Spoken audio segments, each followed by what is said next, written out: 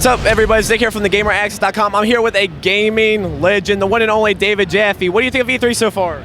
I just got here. So far, it's great. I've been seeing a lot of good stuff, and I mean, from the Indiecade, which I saw when I was coming in, there's some really clever stuff there, and I saw this game over at Sega called Hell Yeah, which is really creative and really fun.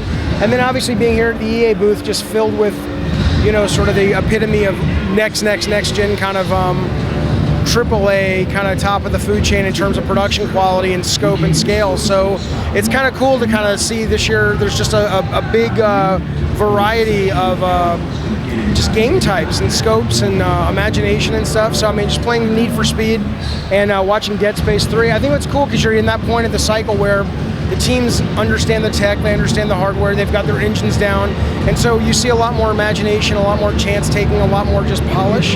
So I'm loving it. All right, now obviously Twisted Metal's been out for a couple of months now. You're pretty much the god behind that franchise. So with Twisted Metal, obviously you're no longer with Eat, Sleep, Play. You've kind of moved on and doing your own thing. But how do you feel Twisted Metal has turned out for your against your expectations? Well, I mean, first let's be clear. I mean, there's a whole team in Utah. They're led by Scott Campbell. There's a whole team in Santa Monica. So, you know, king of the franchise, I don't know what to tell you. But I'm certainly a key player. I'll cop to that. I'm really proud of the game when it works. End of the day, that's what I'll say. I mean, I think the multiplayer is the reason I wanted to work on that game with that team. I'm extremely proud of that aspect of the game. I think we still have some balancing and tweaking to do, which we will do, even though I've gone and there's a lot of tweaks that the Eat, Sleep, Play crew left in there for us to go in and tune some knobs and stuff, and we'll still be doing a little bit of that. You know, look, it is what it is when it comes to the online. I know that's a real talented team. Sony's obviously a great company. I wish it would have been a smoother online launch. I wish there were still players that weren't having some problems connecting. But when it works, I'm as proud of it as any other game I've worked on. And I'm proud of the team and proud of Sony for sort of getting behind a game like that, you know, in this day and age and really supporting it. So I'm happy. All right, now, like I said, you've moved on from Eat, Sleep, Play. Can you kind of give us a tease of what you're working on and what your future holds for you? If I knew what my future held, that would be awesome. What are you planning on? Well, what I'm planning on. So I'm starting a company in San Diego. I've been taking lots and lots of meetings with possible teammates, possible producers. I know the design. I know what the game is. What can I say? I know what the game is. What I can tell you is I'm really excited by the free-to-play space, but at the same time, I absolutely hate the free-to-play space.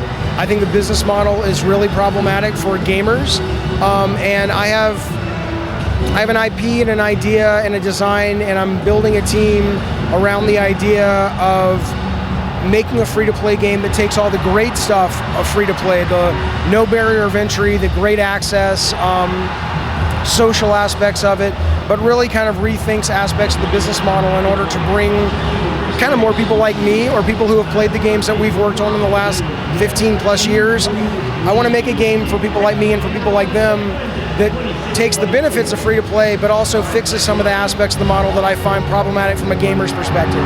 All right, can you give us an ETA on when the public should start to hear more information about that? It's hard to say. You know, look, we're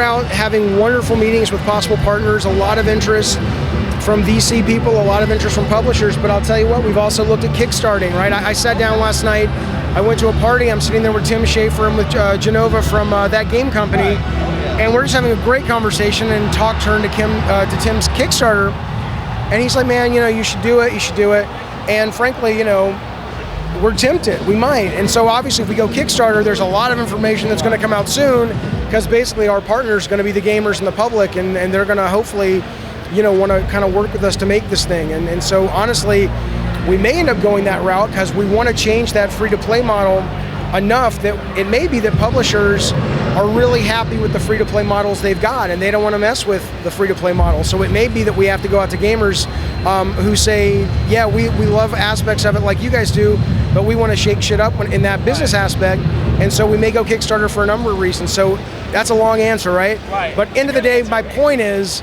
that if we go Kickstarter, you guys will know a lot real soon. If we don't, it's really up to the people who fund it to tell us when they want to kind of go out and tell the world what we're working on. All right, well, definitely appreciate your time, David. Regardless, definitely looking forward to what you do, support all you do. So, Thanks very much. That's it, guys. It's a legend right here, David Jaffe.